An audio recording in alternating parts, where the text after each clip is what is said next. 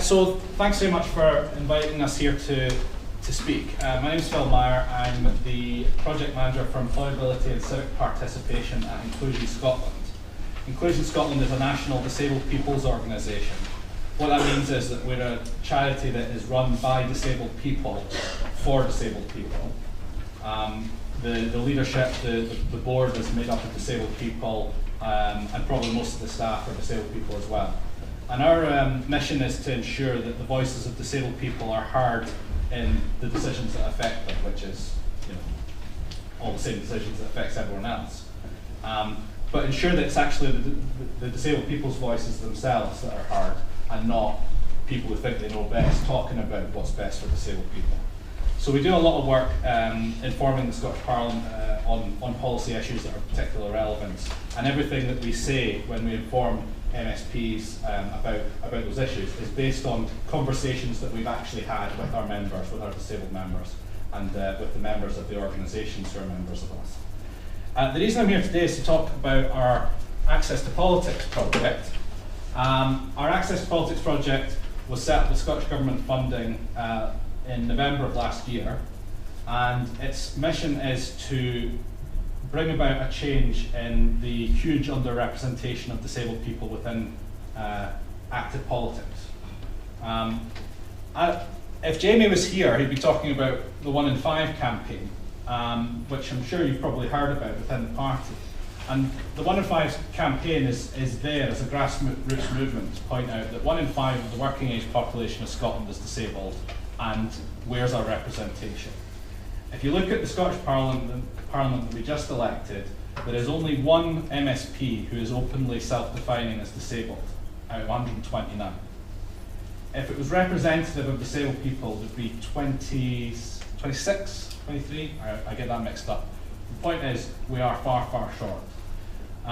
There's been a lot of press attention about the lack of progress on gender equality within the Scottish Parliament. That's an important issue, but right now, we should be here, and we're way down here at the floor somewhere. So the Access to Politics project is to do something about that. And what we recognise is that there are huge barriers to participation in politics. You don't just show up at a meeting like this and get selected as the candidate for MSP for the Scottish Parliament and then win the election. You've got to build up to it, or most people do anyway. I'm sure there are a few exceptions. And that takes a lot of time. It takes showing up to a lot of meetings, it takes shaking a lot of hands, it takes meeting a lot of people. All of those things can come with all sorts of access barriers for an awful lot of people. And if you can't even get in the door of the meeting in the first place, I noticed that there's a possibly accessible side entrance, but certainly the way we came in wasn't too accessible, then how are you ever going to get to the point of being selected as a candidate? So what we do, we support individual disabled people who want to be more active in politics. It doesn't have to be party politics. It could be any form of political engagement. It could be membership of an organisation like Friends of the Earth or something like that. But obviously, the bulk of our work is with parties, and we talk to them about what are the access barriers that they face, and we look at solutions. We try to help them. A lot of that is just advice and support. A lot of people don't realise what's available. I brought a wee example of that. This device here is called a listener. What it's connected to is a neck loop. If you're a hearing aid user, what this does, you put it over your head, you can hook up to your hearing aids, and it has a directional microphone. It has circuitry in there which focuses the sound that you're hearing in the direction that you point the microphone. So you imagine a meeting like this, and imagine sometimes you have a wee bit of a discussion session, where you talk about policies or whatever. If someone's a hearing aid user in the middle of a room full of people talking, that can be very difficult. A device like this can make the difference. It can make that accessible to them. Some people, lots of people who use hearing aids won't know that exists. So we would flag that up. But it's not just the disabled people that need to make some effort. It's the organisers of the party, it's the officers. Most of the discrimination which occurs that disabled people face is not deliberate, it's because people don't know a better way to do it. So we offer that advice to parties, to political organisations, and what have you. We say, have you considered doing it this way? Have you thought about asking people if they need communication support? Have you really looked for a more accessible venue? And a lot of the time that's all it takes, is just providing that information. And we don't have to start talking about the Equality Act and discrimination law and so on and so forth. So what has more recently occurred is that the Scottish Government has announced something called the Democratic Participation Fund. And what that is £200,000 of funding. And this is going to allow us to go from offering advice and support to actually offering some cold hard cash, where a disabled person faces barriers that require a financial solution. So suppose you want to run in the local council elections next year. Suppose you have a mobility impairment, which means that you can't drive yourself to the meetings, you can't, to the hustings, etc. And you're going to have to pretty much take taxis because the buses are maybe not going to be particularly suitable, not very practical for gadding about between all the different places. That's going to cost you more than a non-disabled candidate would be paying. Our fund will be able to address the balance, put you on a level playing field with a non-disabled candidate. It's not just about paying for additional costs, so it's about identifying reasonable adjustments, things like this device. I asked you at the start if it was okay for me to record today. A lot of people can't come to meetings like this for a variety of reasons. It's not just disability-related reasons either. It's caring responsibilities, it's work patterns. By recording meetings or allowing online participation, you can make it possible for people to participate. But again, that camera didn't come cheap. Getting a laptop, setting up a streaming service and doing an online meeting involves having equipment. The fund can pay for that equipment. If it's deemed a reasonable adjustment, if it's deemed an additional cost, then we can provide that to the candidate. It kicks in as soon as you decide you want to run for selection. So if any of you are sitting here today right now and are thinking, I couldn't run for council because X, and X is an impairment related reason, what we'd like is for you to think again and think, should that really stop me? Because we're here to try and make sure it doesn't. And if that means you need a wee bit of extra money for taxis, you might need a personal assistant to actually go around campaigning with you to help you out where there's stairs or whatever. We can look at that. We might not necessarily be able to give you absolutely everything you'd like, because we can't start funding your election campaign. Obviously, it's got to be fair. It's got to be about reasonable adjustment and additional barriers and so on. It's not about saying we'll pay for all your leaflets to be posted through people's letterboxes. That's campaigning activity. But if we do our job right, you should never have to say, I can't run because of my impairment. And that's pretty much what I'm here to talk about. I'd love to hear anyone's experiences, if anyone has encountered access barriers themselves, or perhaps knows another member who's not here for a particular reason, and maybe there's something that we could do about that. And any questions that you've got about our advice and support project, what could we do for a particular situation, and how the fund works. Can I just ask you what you were talking about there, about being able to assist a candidate? I understand entirely what you're meaning there. It's to enable that candidate to do those things which every other candidate can do. Absolutely. It's not about promoting their campaign. We're obviously politically neutral, and we couldn't do something which put a particular candidate from a particular party over another. Are you able to assist at the point within the party when the person may be seeking to become a candidate, in other words, to be selected as a candidate? Yes. If there was a ballot going on, for instance, to select a candidate, the person who was disabled might have difficulty getting around houses to speak to members and so forth. You could help at that point. Yes.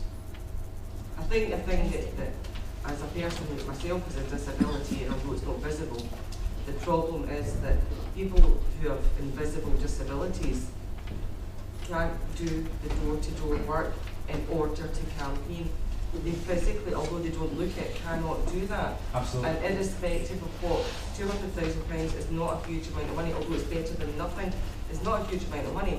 I know I would never be able to stand because I cannot do knocking on doors. And I think that that's something that no matter whether or not you give someone a personal helper, they will never be able to get round the doors to do the campaigning that's needed, you know. And the point is, should that stop you? But it has to, because you need to be seen at the doorstep. You have to take a step back and say, well, be realistic. And the reality is, I can't physically do it. Okay, but it's not the only way of speaking to voters, is it? I think it's the way you get them out. It's not necessarily you personally that has to be at every doorstep. There's other volunteers that are going to be doing that as well. But if you can't do it, how does it make, you know, my viewpoint is that I would never stand because I can't do what they're doing for me. I need to be up there and do it and show them that I can do it. And I know I couldn't do it. So it's there's always going to be a barrier. And you can't have somebody, how do you rally the troops? Would anyone like to kind of offer an opposing viewpoint to that? I mean, that's weird. I mean, I'm such a believer in leaflets because I do not go to every door. But you go to so many doors. Okay, I go to a lot, but I think the key thing we do in this constituency is to get a leaflet through every door. And, I mean, if you were standing and you wanted us to explain to people, we could have that in the leaflet as well. So I think I do feel there's ways we could get around that. There are examples. Has anyone heard of Dame Anne Begg? Yes. Yeah. She's a wheelchair user. She can't get around most of the doors in the constituency that she used to hold for Labour. She made more use of volunteers. Sometimes she would go around the street and people would go up to the door and would knock and say, hi, we're here talking about that. And then they would say, the candidate's just down there. Yeah. There are ways and means. So you were saying, And yourself, yeah. Right. As a former disability equality trainer, I'm kind of thinking that this party is actually quite good at making reasonable adjustments and helping people with particular barriers.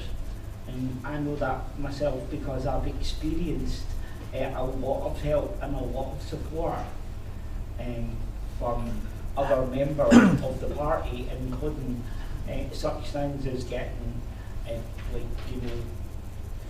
time off during any winter campaigning, because I just couldn't do it. I mean, my balance would just go, I'd be 10 foot up in the air and then crash into the ground, so my balance wouldn't do it. But I just believe that if we can think about issues such as, producing the leaflet maybe in standard 14-point Arial, because that makes it accessible to 37% of the electorate without them needing to use their windies, so that actually helps with accessibility issues. Little things like that can help the party as well. And I think our colours as well, because we're yellow and black, they're actually the best background as well for people to see the high visibility. You do have an electoral advantage there, I admit. Yeah, point they would make, point right, if you're actually reading something from off the right vision, you've got the right paper. White paper's not the best read on. The yellow paper and black actually stand out. Absolutely. Can be helpful. And it's a very important point, and there's a lot of very little things which are not really that difficult to do, and it's just that not enough people know that you should do them. Being deaf aware is often a very simple matter of knowing to ensure that your face is visible while you're speaking, and speak not too fast, and try and make sure that you're putting a reasonable bit of expression into what you're saying, because it makes it easier for someone who's struggling to hear you to follow. It just takes a little bit of effort to get into the habit of doing it, but until someone shows you how, you don't know how. It's also worth saying, can I just add that, because it is important in the context of just of what Gail said. I take it you are aware, and everybody here is aware, that from our next AGMs, every branch will have to have an equalities officer, as well as a women's officer, so that there is a recognition.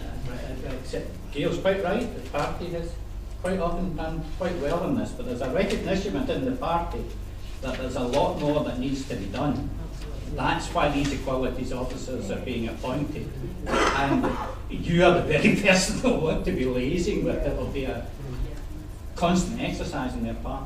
It's more on a little personal point, the piece of hearing equipment which you have there, where would we be able to edit my husband here? I know he wouldn't mind me saying is profoundly deaf.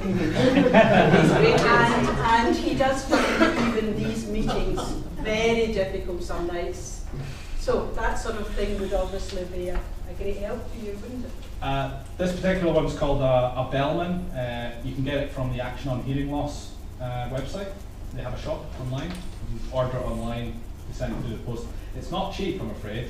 There are cheaper models, there are more expensive models, but if you are buying it as a deaf person or for a deaf person, you can get, I think, the VAT off, and there might be schemes, it depends what it's for, you might be able to get support. What are we talking about price-wise? I think this particular one's somewhere in the sort of 200, 300 range, but you can get them as under £100, and you get the ones that go right up as well. It's basically down to how good the technology is and how many features it has. Incidentally, this is only half of it. There's actually a wireless receiver as well. The idea being that you wear this one around your neck and it allows you to hear people who are near to you, and you put the other one up where the speaker is. So it's a very useful piece of kit. And you don't need to use a neck clip with it. You can plug in a normal set of headphones as well. But there's all sorts of gadgets like that that if no one's ever told you they exist, you wouldn't know. Because apart from obviously the benefits of the practical side of helping people with AIDS and stuff, something that I found really interesting was your scheme about helping people particularly with disabilities or learning disabilities. Often the people on the sharp ends of most of the cuts, or people helping people to engage in political discussions, whether that be joining Friends of the Year, being part of learning about, is something that's particularly interesting to me. How could we access getting help for like schools and stuff like that in our local constituency, not on a party political basis, but just on, I think it's really important, as I say, we had the Cardinal in school just for Tollcross, down for a visit with Parliament, and they were all seniors, they're all people who are going to be first-time voters that were really interested in learning, considering how much of this particular British government's policies affects, and changes to PIP and stuff are going to affect them. And they very much wanted to learn about how they should be voting, what kind of things they should be considering, and a resource that we could direct them to would be very, very helpful in terms of that. Because the thing about disability is, in terms of, as a party, yeah, we do better than some of the others.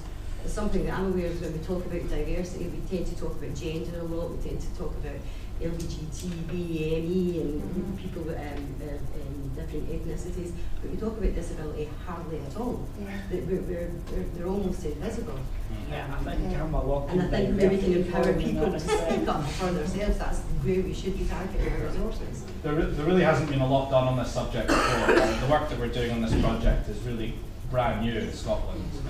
There was a fund similar to the fund I've just spoken about, run by the UK government. It only covered Westminster elections in Scotland because the devolved elections weren't covered by it, and there were no successful, I don't know if there were any at all, applicants in Scotland during the election that it covered. So there certainly is more that we can do. Just to answer your specific question, one of the big things with people with learning difficulties is the use of more accessible materials, plain English, and easy read. Not a lot of people know what easy read is.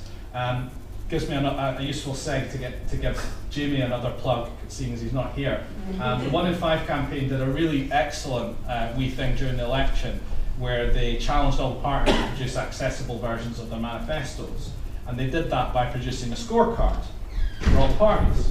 And as the campaign continued, they started to fill it in as parties got their act together and sorted out the accessible versions. And I think I've not done hard research on this, but I feel fairly confident in saying that there were more accessible manifestos available in the recent election than there has ever been before, because of that extra pressure. That just gave it that wee extra push.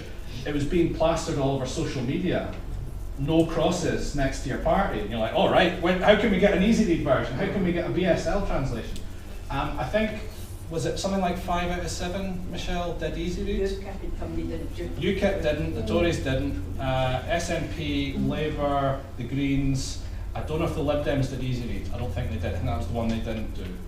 And Rise, they did easy read versions of the manifesto. And what that is it makes more use of pictures, keeps the language nice and simple, just says what it needs to say and nothing more, which is a difficulty in politics. But we've actually got with us, if anyone's interested, there's an easy read guide to voting in the European referendum. It also talks about registration. You're too late for that one, unfortunately, but it's actually an easy read. We've got a few copies of that if anyone's interested. More of that would be a big help. More effort to do outreach, political parties going to schools like you're talking about would be good. There are charities that specialise in that, so we would tend to refer you to a specialist for that sort of thing. People like Enable, and I think that one's by, is it MenCap. There's a lot of really, really good, knowledgeable charities out there for specific impairment types. It's just a matter of people using them.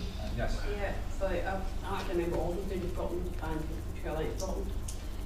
Basically, my question would be not how people who are already involved or at a lifestyle involved would be candid, but what, if anything, have your members told you that how they get involved in politics? You know, are they able to access information? Are they able to access to the polling station, whether it be of other forms of voting or whatever it is, what they can make what actually engage in? Well, access to polling stations is still sometimes an issue, but it's been one that a fair amount of work's been done on, a fair amount of research, and for the most part, we hear fairly good things about that. We did get contacted by somebody about access to polling station, but before we could even offer them any support, they'd already heard back from the local council who were on it and got it sorted in no time at all. So I think that's a battle we're winning, because it's quite high profile. Someone shows up in a wheelchair to a polling station that you can only get into by steps, people are going to notice that, people are going to talk about that, so it gets sorted. But as the lady at the start said, it's the hidden impairments that we've got a lot further to go. To my knowledge, there has only ever been one person in the Scottish Parliament who has openly talked about having mental health issues during their term of office. There are one or two that talked about previous experience of mental health issues. Mental health is still a huge stigma for people in politics. Someone who has a learning disability in politics would be a huge achievement. I think there's a mayor down south somewhere, a town mayor or somebody that was elected. So there's one or two good examples. But we really got to. It's a big challenge to challenge these stereotypes, these stigmas, and it's down to all of you to do your part to feed into that.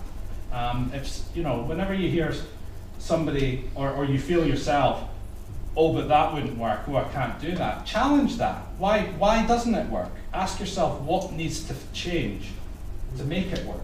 I think you'll find that person that's lived with a disability their whole life has challenged everything every day of their life to get to where they are, and sometimes it's just a step too far. Because it requires other people to start pulling the load as well. And as you say, Alexis, as well, it's pretty much can be exhausting, and for people like myself, I have an adult son with a learning disability and who's high on the autistic spectrum, and people who also have caring responsibilities and stop can quite often the barrier to stop you being able to participate, even though you might have quite specialised and in-depth knowledge that you picked up by having to fight for services. Yeah, and you become very tired. Sorry, guys, I think Linda's had her hand up there for a bit. Thank you. It was just really to go back, and you kind of briefly sort of covered it there to Alexis's original point, and I personally find that the biggest obstacle sometimes is the person themselves. Yes. Put the obstacles, they're in your mind. If you get these obstacles in your mind, you just, and maybe that's where when we do have an equalities officer, that can, a bit more support. And we should recognise that it's not their fault they feel that. No, I don't mean it's their fault, but I'm saying, I do it myself, I put obstacles in my mind about why I can't do something. So therefore, I wouldn't get to the point of approaching a group like yourself to assist me, because I've convinced myself already that I can. Oh, that's a So- great point. Yes, so- yeah, I think your But point, sorry, yeah. but that's what I was going to make to you, Linda, and everybody. But the benefits then, if people could get across those, would be immense, because then you would have people who are representative of the community, who understand the experiences that other people have had, and that would feed into policy making. So that's why the challenge is worth it, you know what I mean? And I think as a group, we can do that for each other and for other people. Can I just, sorry, see this easy read thing you're talking about? Does that help people that have got dyslexia as well? Yes. You were talking about the colours, and I know there's a big influence in colours and things that are printed to help people with dyslexia. Yes. So does it work in the same way? It can, because it's simplifying language, there's less to read. So Right. if reading is a So it's barrier, got to do with colours as well, isn't it? Yeah. In the background. yeah, you can Yeah. get things printed on different colour paper, or you can use technology, use a device to view it in your preferred format. And I think the difficulty there is there's so many different requirements. You can't produce it in every format. Yeah, I know. You just have to be willing to react, and you have to ask people what they need. Yes. I don't like to disagree with you, but I'm dyslexic, and there are fonts specifically for people like me, and that's the way in which we get to read all sorts of things like that. Yeah. We don't need lots and lots of pictures, but we do need the fonts in an easy readable to us. Sure. And as I say, the point is that people have very different requirements. That works for you. Some Yeah. people who I've spoken to who have quite severe dyslexia would love for it to be presented in a simpler way with a wee bit of picture. Some people are visual thinkers, some people aren't. Pictures don't help everyone. Right. So I think as long as Okay. you try and Everybody's cover, different. All the bases. Yeah. well, at least a reasonable range. So we want yellow paper, black print, Yeah. You see the problem. And resources is often an issue. I mean, you guys are a member of probably, surely fair to say, the richest party in Scotland right now, so you've got the best resources. But even still, you're not going to be able to do everything. You're not going to be able to pay for everything. So you have to kind of come down on a line of what is reasonable, what can we achieve, and ask people. And if no one comes forward and says we need a Braille version, you don't need to actually print a Braille version. No. But you need to be ready to print a Braille version on a short time scale if someone asks for it. If the election is 3 weeks away and it's going to take you 2 weeks, it's no good, is it? So all we're saying to parties is start thinking about these things more. To yourselves, start challenging your party to do more, and we'll make progress. So you're suggesting that perhaps somebody thinking about putting themselves forward for an equalities officer, stroke disability officer, would need to resource things like that ahead of time, so they did have it to hand if it was needed at short notice. What you mean, them themselves for their own election material for that post? I think what you might mean is that the branch level equalities officer would have to have all this stuff prepared. That's right. I don't think that's. But it's Yeah. just a point there, because obviously having been the women's officer and understanding the kind of limits and also the privileges of that role, the other thing about disability officer and or equality officer is I think it has to be more, it has to be about building other people's capacity, because it's not for that one person to become so expert in the branch, it's for them to be able to actually engage with other people and find out what other people want and and upskill everybody. Yeah. Jamie tells me that he's working with a few others to set up a disabled members group within the party, like a formal representative group. I don't know how your structure works in that regard, but the idea is to build an actual kind of network across the party of people who'd be involved in that. That's obviously a very positive step. Yeah, it's a positive thing. Positive step would be you wouldn't have to. Well, that's the long But a term. positive step would be you wouldn't have to. We have Guys, yeah, one at a time. Sorry. Yeah, I was going to say there are two other points, and that is there's the access to the meeting itself. It's actually quite sad that we have probably got quite a number of members with obvious or unstated or hidden disabilities who can't get to the meeting. Such a simple thing. Wouldn't it be nice if they had the option to get to the meeting, and wouldn't it be nice if us as a membership got the opportunity to look at how could we make that possible? Because you've just said to Alexis a little while ago in regard to something else. Well, is it really that difficult? No. Isn't it possible?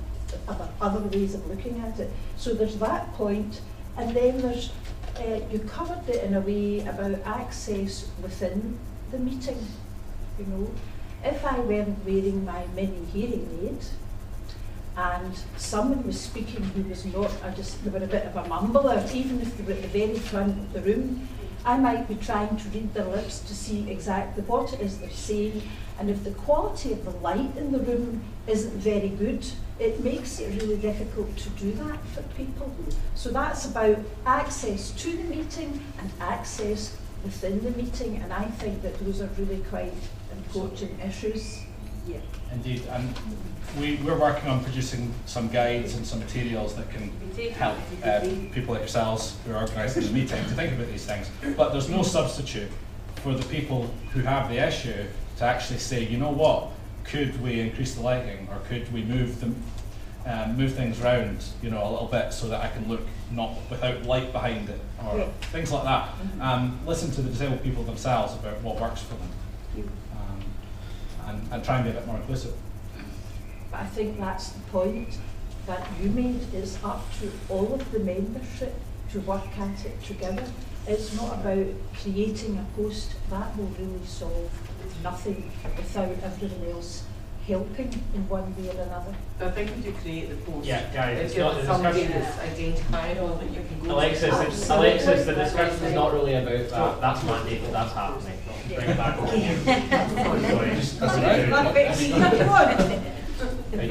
we have time for maybe one more question.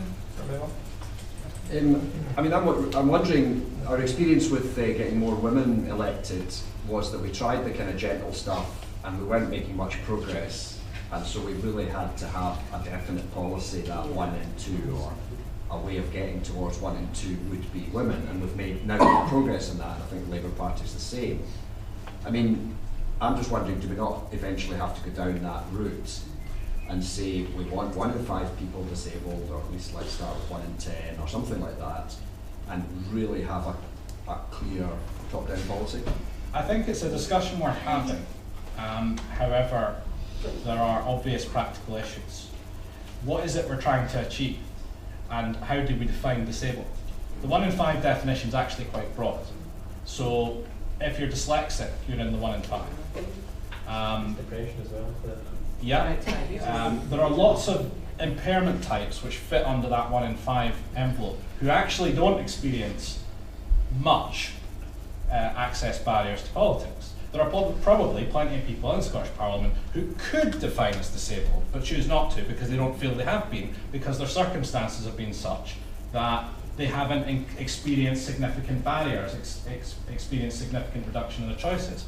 Now, if you came up with a fixed rule that said 1 in 5 candidates must meet this definition of disability, you might actually find that you already get there immediately with the people you've already got, and you've changed nothing. Because someone would say, well, actually, I tick that box. It might not actually help. It might just mean that people who don't really need that extra help then get in because of that requirement, and they probably would have got in anyway. And you're not actually reaching the ones that you really need to reach, i.e. the people, the deaf people, the wheelchair users, the people with mental health, people with learning disability, the people whose impairments, unfortunately still due to society's choices, come with such great barriers that they wouldn't otherwise get there. The reason that the gender balance thing has worked is because it's relatively, I know it's not, but it's relatively simple to implement, and it gets results. You get more women in Parliament, and once you get more women in Parliament, people see more women in Parliament, and more women stand, and it has a relatively quick effect. There are bigger problems with taking the same approach for disabled people. I think you'd have to be a bit more selective about it, and that it's a thorny issue. I'm not saying it's impossible. It's definitely something that should be considered. I think some parties are actively considering it. I know that the Scottish Green Party, for example, has just is today, I believe, tomorrow, interviewing for a post to investigate that among other things as a thing to try. But it's not an easy solution, and unless you address the access barriers as well, it won't work. I think maybe that point, back to access, I thought on that. Everything comes back to our not so flexible friend, David. Everything comes back to access. If I even access, all what about I want, access. but So- not there yet. So, right, you want to sort of sum up or anything? Well, I think the main thing, the message I'd just like to leave you with is, if any of this is of interest to you, if you think you might be helped by a bit of advice and support, get in touch with us. We've got some leaflets over here. I can hand out a few before we leave you to your business. Check us out on our website, inclusionscotland.org, and get in touch. We're keen to get as many people as possible involved. We'd like to create a bit of a network, put people in touch with each other. Could we plug the 1 in 5 campaign website And the 1 in 5 campaign, the 1 in 5 campaign has been a great ally to us. Yeah. I mean, we've been working on this for a few years now, and they came along at just the right time when we needed, because we work quite closely with the Scottish Government. We were able to go to the meetings with the officials and say, well, here's how you could do this. And at the same time, they're outside yelling and shouting and saying, do it, do it, do it. It worked really well, so we're really, Jamie's done a great thing. And long may it continue. On behalf of everybody, thank you for taking the time to Thanks very much.